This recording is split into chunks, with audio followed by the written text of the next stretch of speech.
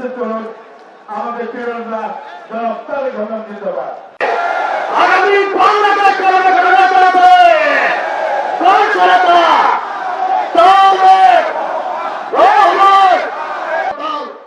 এবং তার দলের প্রতি ধানের শীষ অভিষিক্ত হয়েছে। আগামী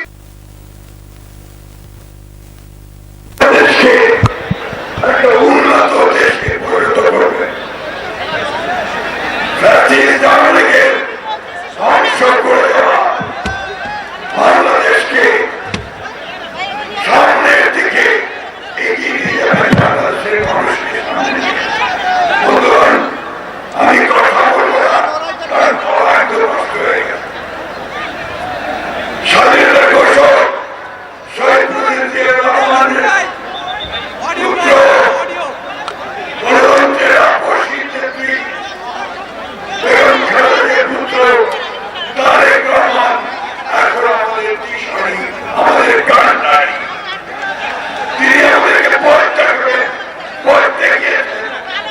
তিনি নির্বাচিত পক্ষ থেকে ফিরে এসে আমাদেরকে প্রধান দিয়ে কথা বলছেন যে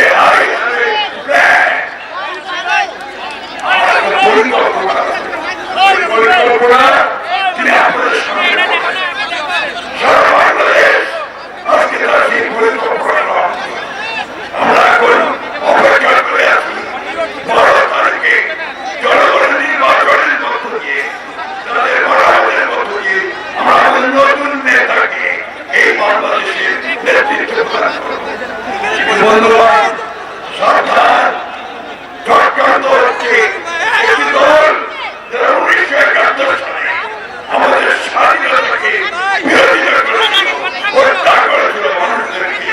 সেই দলটি আজকে আবার চক্রান্ত করছে বাংলাদেশের নির্বাচনকে বাঞ্ছনা করে বাংলাদেশকে একটা ব্যর্থ রাষ্ট্রে পরিণত করতে।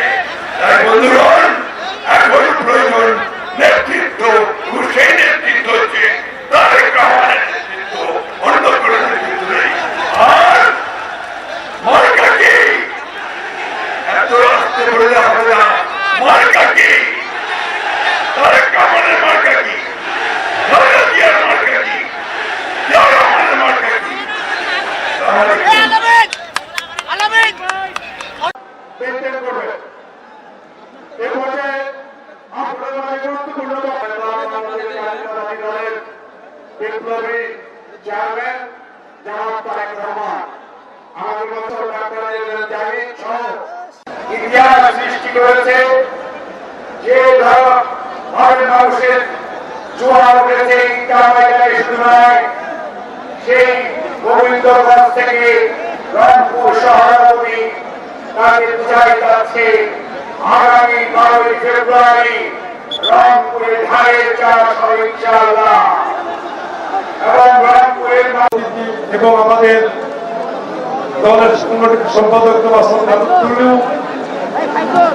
উপস্থিত থাকবে আমাদের প্রাণপ্রিয় নেতা আকিব চেয়ারম্যান জনাব তারেক রহমান সাহেব।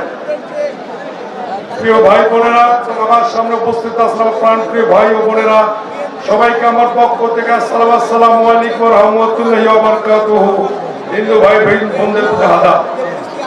আপনারা জানেন আগামী 12 ফেব্রুয়ারি জাতীয় সংসদ নির্বাচন। এই নির্বাচনে আমি একজন প্রার্থী, আমার নাম ইমদাদুল হক ভরসা। সকলে আপনারা আওয়াজ তুলি, এবারের মার্কা হইল না, এবারের মার্কা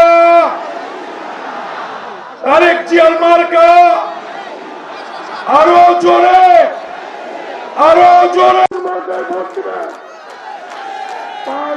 আর কথা না বলিয়ে এই যে এই মানুষগুলোকে আমরা এই এলাকার মানুষের ভাগ্যের পরিবর্তনের জন্য দায়িত্ব দিয়েছি। ইনশাআল্লাহ